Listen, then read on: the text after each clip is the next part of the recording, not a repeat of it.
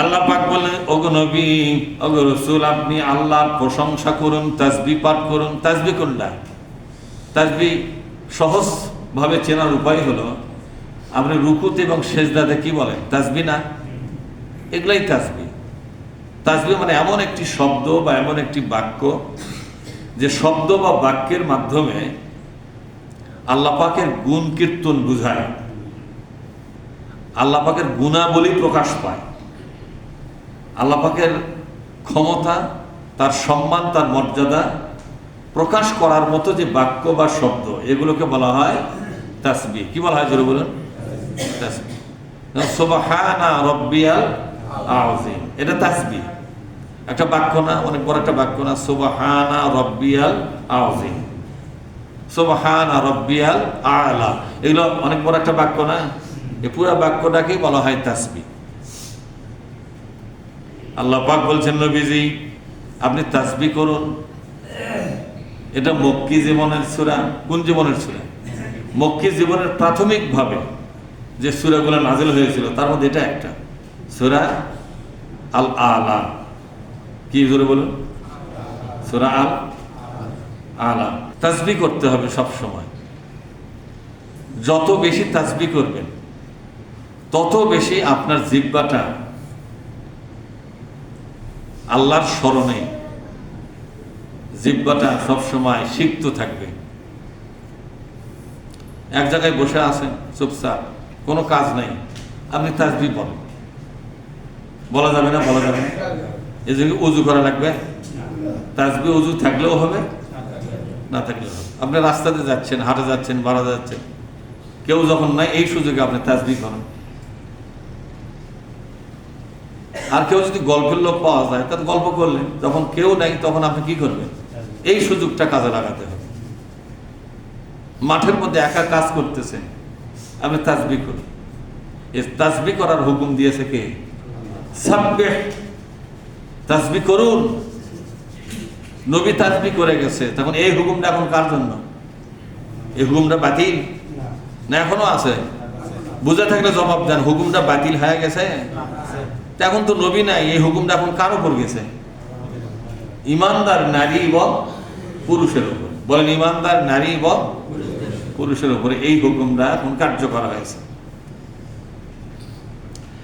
আল্লাযী খালাকা ফাসাওয়া, ওই আল্লাহর তাসবিহ করুন যে আল্লাহ পাক সৃষ্টি করেছেন। ফাসাওয়া, এরপরে সামঞ্জস্য পূর্ণ করেছেন। আপনার সুন্দর একটা দেহ দিয়েছেন, সেটা কাঠামো এত সুন্দর নিপুণভাবে তিনি তৈরি করেছেন। কোন প্রাণী কোন ভাষায় কথা বললে সাজা মানা হবে, সেই প্রাণীকে আল্লাহ সেই রকম ভাষায় দিয়েছেন, ঠিক না? একটু চিন্তা করেন তো, মুরগি যদি কুত্তার মতো শব্দ করে, ভালো লাগবে দেখতে? কুত্তা যদি মুরগির মতো চেউ চেউ করে, তাও কি ভালো লাগবে? মানে যাকে যে ভাষা দিলে সাজা মানা হবে, আল্লাহ পাক সেটাই দিয়ে। এটা হলো ফাসাওয়া। এটা কি জোরে বলেন? মানুষকে আল্লাহ পাক যে আকৃতি দিয়েছেন, এটা মানুষের জন্য শোভা পায়, ঠিক না? মানুষকে আল্লাহ যদি গরুর মতো আকৃতি দিত, এটা কি মানানসই হতো? আল্লাহ পাক বলছেন, আমি তো সৃষ্টি করেছি, হুড়হুড় করে সৃষ্টি করি নাই। প্রত্যেকটা সৃষ্টির পেছনে একটা বিজ্ঞতা কাজ করে, একটা প্রযুক্তি কাজ করে, একটা জ্ঞান বিজ্ঞান কাজ করে। যে সৃষ্টির যেমন চেহারা দরকার, যেমন ভাষা দরকার, যেমন থাকার জায়গা দরকার, যেমন তার জীবন চক্র কিভাবে চলবে, এটা যে সৃষ্টি তার উপযুক্ত করে আমি তাকে সাজিয়ে দিলাম। সুবহানাল্লাহ। সে আল্লাহর প্রশংসা করবে না, তা কি হয়েছে? প্রশংসা তো করাই লাগবে, যে আল্লাহ আমার মতো একটা সৃষ্টিকে কি সুন্দর একটা দেহ দিলেন, ঠিক না? এই সুন্দর দেহটা দিয়েছে কে? আমরা এই হাত, পাঁচটা নখ, আপনার কপাল, আপনার চোখ, দেখেন আয়নার সামনে দাঁড়ান, এই সুন্দর আকৃতি কে কল্পনা করেছে তার মনে মনে, যে এরকম একটা সৃষ্টি আমি বানাবো, তার নাম হবে মানুষ, তার আকৃতি হবে এরকম, তার দাঁত হবে এরকম, তার জিহ্বা হবে এমন। এই সব কিছু সুষমভাবে, সামঞ্জস্যশীল ভাবে, মানানসই ভাবে আল্লাহ পাক আপনাকে আমাকে এবং দুনিয়ার সব সৃষ্টিগুলোকে তৈরি করেছেন, এবং যে সৃষ্টির যে ভাষাটা তার সাথে মানানসই তাকে সেই ভাষাই দিয়েছেন, ঠিক না? সাপকে যদি গরুর মতো ভাষা দিত, সাপক কেউ ভয় করলে না, ঠিক না? কিন্তু যেভাবে ফোঁস করে ওঠে, মানুষের কলজার মধ্যে এমনি লড়ে ওঠে, কিরে।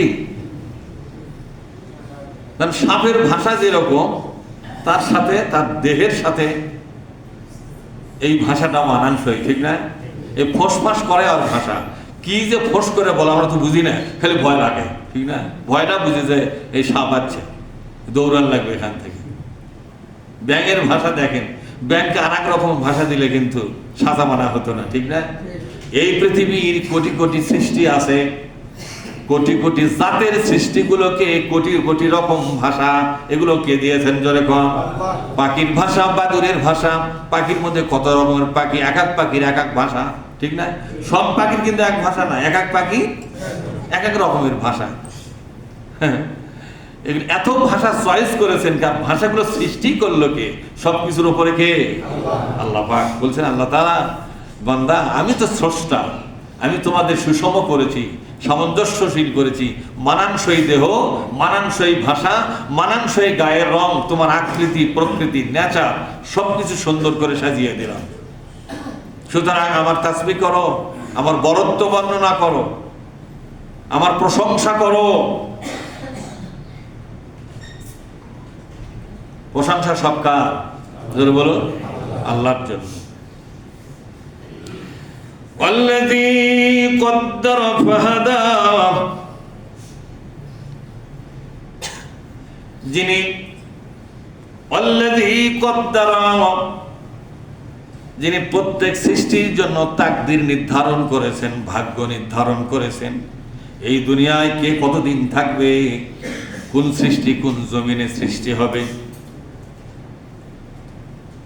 এই দুনিয়ার সমস্ত সৃষ্টি, পিপিলিকা থেকে শুরু করে একটা ভাইরাস থেকে শুরু করে, ভাইরাস কি এটা খুব ক্ষুদ্র না? ব্যাকটেরিয়াগুলো আরো ছোট। অণু এবং পরমাণু সমানও, অণু যদি 10 ভাগ করে তাহলে 1 ভাগ হলো পরমাণু, বা 1000 ভাগের 1 ভাগ হলো পরমাণু।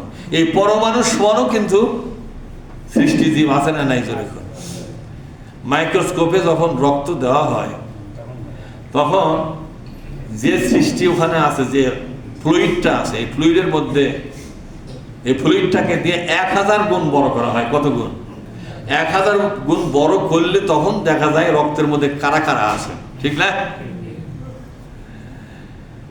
আল্লাহ পাক বলছেন, দুনিয়ার এরকম জীব, অণুজীবী পরজীবী আছে না? এগুলা অণুজীবী পরজীবী, ব্যাকটেরিয়া, ভাইরাস, এবং মাটির ভিতরে, মহাশূন্যের ভিতরে, বাতাসের ভিতরে কত কোটি কোটি রকমের সৃষ্টি আমি করেছি।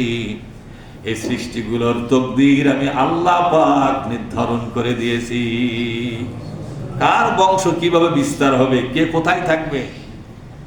অনেক উড়ন্ত পাখি আছে 6 মাস পর বাড়ির নামে, আকাশেই পড়ে, আকাশেই ডিম পারে, আকাশেই খায়, রাত দিন আকাশেই থাকে, ওখানেই ঘুমায়। যখন ঘুমায় তখন মহাশূন্যের মধ্যে ধরে রাখে কে? জোরে বলুন, কে?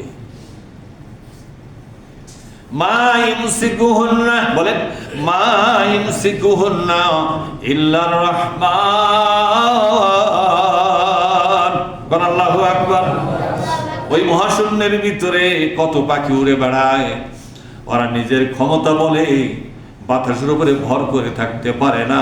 আমি আল্লাহ পাকের কুদরতি ক্ষমতা বলে আমার কুদরতটা বাতাসের উপরে তাদেরকে ধরে রাখে। আমি ধরে রাখি ওদেরকে। উড়ন্ত পাখি ধবাস করে পড়ার কথা, ঠিক না? কিন্তু পড়ে না তো, কে ধরে রাখে? আল্লাহ বলছেন রহমান, যার দয়ার সীমানা নাই, যার দানের কোনো সীমা, সেই মহান দয়াশীল, মহান দানশীল, সেই মহাবিশ্বের মালিক তার কুদরত দিয়ে ধরে রাখে, তার ক্ষমতা দিয়ে ধরে রাখে। এই যে বিমানগুলো উড়ে যায়, এটা কে ধরে রাখে? আসলে আল্লাহর সৃষ্টির সব অবদানকে মানুষ ভোগ করতেছে অবলীলায়, কিন্তু বোঝাও না এগুলো কার, এর মালিকানা কে, এগুলো চিন্তাও করে। অনেক কবি দেখবেন ফুলের সুন্দর একটা গোলাপের ফুল নিয়া কবিতা বানায়, ওই গোলাপের কত প্রশংসা করে, গায়ে রং নিয়া, চেহারার সৌন্দর্য নিয়া তারা কবিতা বানায়, সৌন্দর্যের প্রশংসা করে, কিন্তু এই সৌন্দর্য কে দান করেছে তাকে খুঁজে পায় না। এই ফুলের সৌন্দর্য কে দিয়েছে তারে খুঁজে পায় না, শুধু ফুলের প্রশংসা করে, ঠিক না? জ্ঞানের কত স্বল্পতা এবং দীনতা চলছে মানুষের। জ্ঞানটাকে একটু ব্রড করেন, একটু লম্বা করেন, বিস্তার করেন। ইন্না ফি খালকিস সামাওয়াতি ওয়াল আরদি ওয়াখতিলাফিল লাইলি ওয়ান নাহারি লাআয়াতিন লি। এই দুনিয়ার সকল সৃষ্টি, আকাশ এবং জমিনে এবং মহাশূন্য এই ফাঁকার ভিতরে যত সৃষ্টি আল্লাহ পাক করে রেখেছেন, সবগুলো সৃষ্টিকে নিয়ে গবেষণা করেন, চিন্তা ভাবনা করেন। তাহলে আমরা কি বুঝলাম বলেন তো?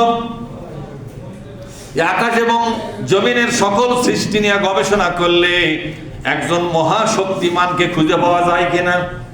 এত সুন্দর বিন্যস্ত ভাবে, মানানসই ভাবে, কি সুন্দর সাজানো গোছানো এই বিশ্ব সংসার যিনি সাজালেন, এটা এক শক্তি ছাড়া আর বিচ্ছিন্ন শক্তির দ্বারা সম্ভব নয়। সুতরাং দুনিয়ার প্রতিটি মানুষ যদি একবার সৃষ্টি জগৎ নিয়ে ভাবে, এমনকি নিজের অস্তিত্ব নিয়েও যদি ভাবে, মায়ের স্তনের দুধের মধ্যে কি ধরনের বরকত এবং ক্ষমতা আছে, এগুলো নিয়ে যখন চিন্তা ভাবনা করবে, একটা মানুষ অবলীলায় বুঝতে পারবে এগুলোর পিছনে কোনো না একজনের হাত আছে। ওই হাতটাই আমার আল্লাহ। সুবহানাল্লাহ। ওই হাতটা কে? ওটা আমার আল্লাহ, ওটা আমার রব, ওটা আমার মালিক। আমরা তারই দান, আমরা তারই হাতের বানানো একটা মানুষ। উনি আমাদেরকে তৈরি করেছেন এবং ওনারই পৃথিবীতে আমরা বসবাস করি। এটা আমাদের বাবার পৃথিবী নয়, মায়ের পৃথিবী নয়। এই পৃথিবীর মালিকানা কার হাতে?